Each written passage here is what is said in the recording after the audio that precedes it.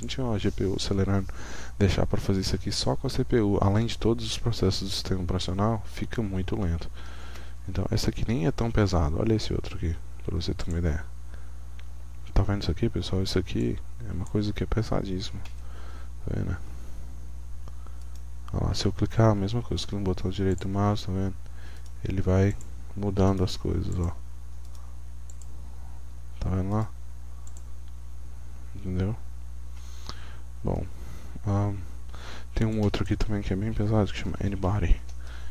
Anybody é a simulação da explosão do Big Bang, quando foi criado o universo, né? Então aqui eles têm uma simulação física que é bastante complexa, entendeu? Tem um algoritmo muito complexo por trás disso aqui, e ele mostra aqui a quantidade de gigaflops. Gigaflops quer dizer, tirando o giga, que todo mundo sabe o que é, flop quer dizer floating operating,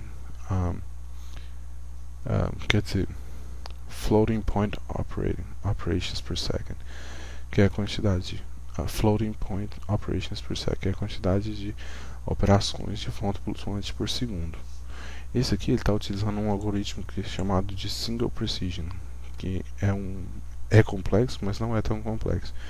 Se eu apertar um enter aqui no teclado, tá vendo? Ele muda, tá vendo aqui, pessoal, para um outro tipo de algoritmo mais complexo chamado double precision, onde a análise é mais complexa, os cálculos são mais complexos, a GPU tem que processar muito mais para obter os resultados. Está vendo que está mais lento aqui, também porque eu estou gravando o vídeo e tudo aparece mais lento. Aperta um enter, ele volta para o single precision, e aqui você pode, no caso que você está vendo aqui, ele está gerando isso aqui, e eu posso mexer nisso aqui e posso alterar. Olha só, tá vendo? Eu posso pegar o meu mouse aqui, entendeu? E rodar, tá vendo? É como se eu estivesse dentro do espaço mesmo, entendeu? Olha lá, tá vendo, pessoal? Posso colocar, aumentar, diminuir o zoom, tá vendo? Chegar mais perto, chegar mais longe. Olha lá, tá vendo lá? Isso aqui, pessoal, muito complexo. Cancela. Então a ideia é essa, já entenderam o que é. E aonde que entra o Cygwin aqui nesse caso?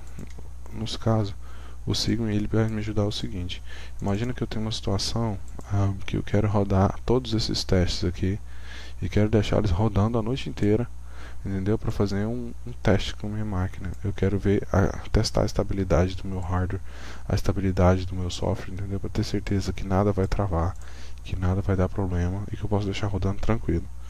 Entendeu? No caso, quando eu estiver fazendo simulações, igual esse tipo de aplicativo, o CUDA e o GPU são utilizados para fazer simulação de previsão do tempo, simulações financeiras, cálculos, né, das empresas de petróleo, de gás, tudo, de engenharia. Então, eles vão rodar, né, no campo de produção, né, no mercado, quando eles estiverem lá sendo utilizados para produção mesmo, eles vão rodar por muitas horas. Então eu preciso ter certeza que meu hardware é estável e que não vai me dar problema. Então para isso eu posso rodar os testes utilizando isso aqui.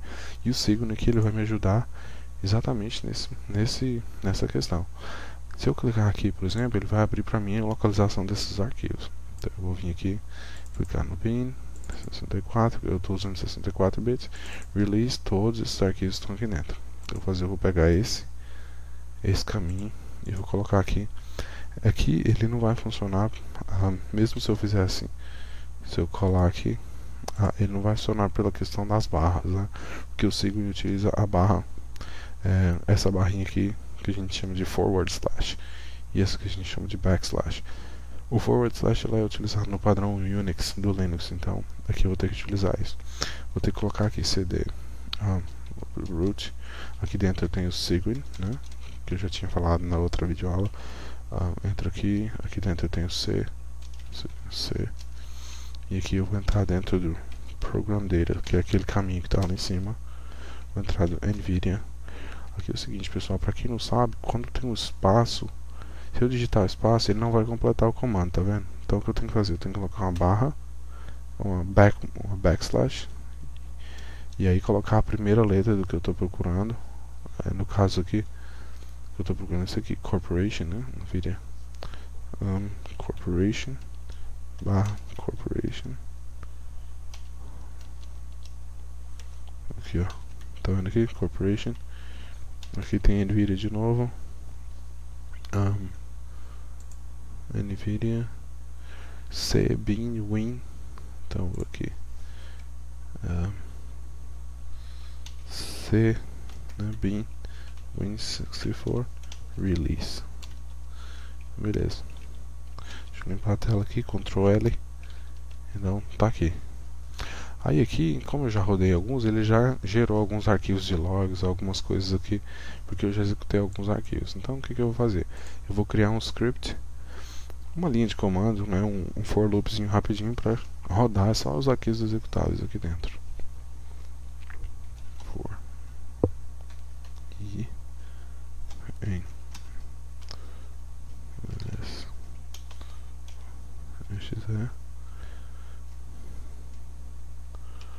aí do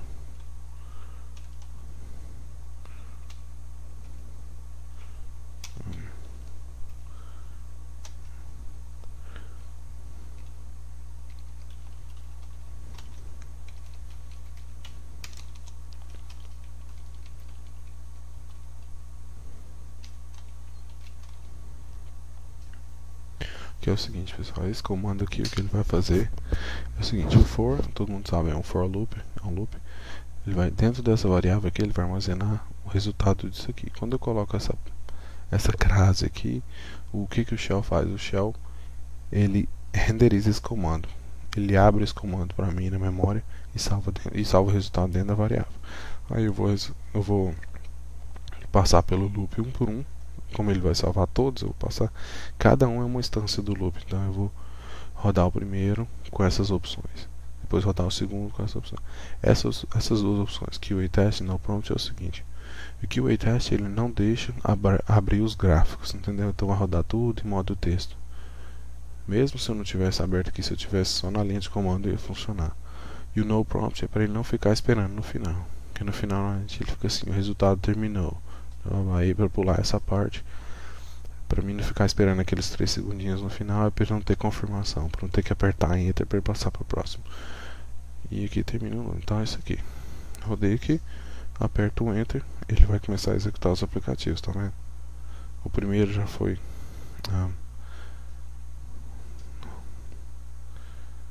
lá, tá vendo?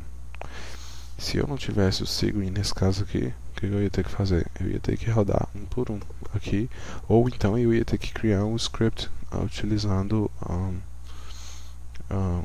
um arquivo .bat, né, .bat, e ia ter que saber colocar os comandos lá dentro para poder executar para mim isso aqui, entendeu? Então aqui nesse caso aqui, eu estou trabalhando com o Cygwin para rodar esses aplicativos aqui, entendeu? E ele está gerando isso aqui, e da maneira que eu coloquei aqui, ele só vai uma vez em cada. Mas se eu quisesse rodar a noite inteira, eu podia colocar um loop dentro do outro, que a gente chama de nested loops, que é um loop dentro do outro. O primeiro loop ele passa aqui, ele conta a quantidade de vezes que eu quero voltar, e o loop dentro ele vai aqui e olha todos os arquivos e roda o teste aqui. Então a gente chama de nested loop, que é um loop dentro do outro. Mas nesse caso aqui eu só quero rodar uma vez, só para questão de demonstração. Fiz um loopzinho simples, um for loop simples. E aqui a hora que chegar no último aplicativo aqui, ele vai terminar. No caso ele está rodando aqui, ó, o HS Optical Flow, que está aqui em algum lugar.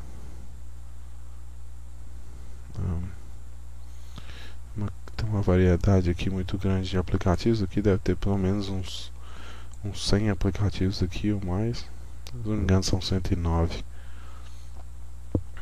É uma lista grande, tá vendo? Cheio de coisa. E ele tá rodando, tá processando tudo aqui. Ele termina o teste, ele me fala se passou, se falhou, se deu certo, me mostra a quantidade, os resultados que alcançou, a performance. Perdão, pessoal. Então é isso aí, pessoal. Eu acho que é para demonstração aqui já deu para vocês terem uma ideia do que pode ser feito com o Cygwin, né? Nesse caso aqui, eu poderia, se eu tivesse escrito os programas aqui dentro, eu poderia ter escrito os programas, poderia ter compilado os programas utilizando o GCC, igual eu falei no vídeo anterior.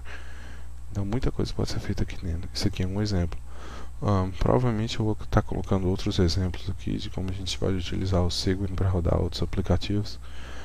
Mas por hoje é só e espero que vocês tenham gostado. Se não gostou, tudo bem, eu vou tentar fazer melhor, mas se você gostou, deixa um comentário aqui pra mim. Se você tiver uma pergunta, deixa sua pergunta aqui e eu vou tentar responder na medida do possível. É isso aí, galera, muito obrigado, valeu, e eu vou parar o vídeo por aqui. Até mais.